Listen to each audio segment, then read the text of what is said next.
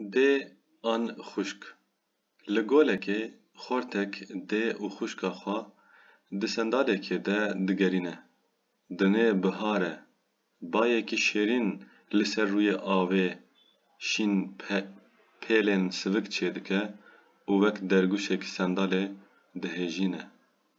Di bin şîrgermiya tavê de kulîlkên doraliyên golê bi giranî hildibin, wek xanimên çeleng û xemilandî, bi pozbilindî li hev dinêrin û ji xwe pê ve tu kesî neacîbînin. Sendal bi stran û ken û perevan dûr dikeve. Xort li dê û xuşka xwe dinêre.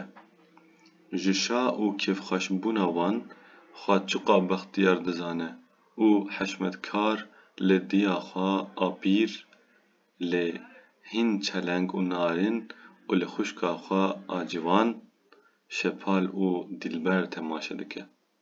Ji nişka we, ji livîna yekê ji van sendal diqulube û her sê jî dikevin avê. Ji xort pê ve ne dê û ne jî xuşk bi melevaniyê nizanin.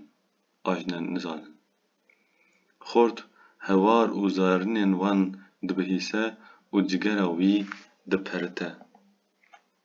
Her di wan pewre nikare xilas bike. Ew ê yekê ji wan bibijêre. Kî gelo, xuşk an dê?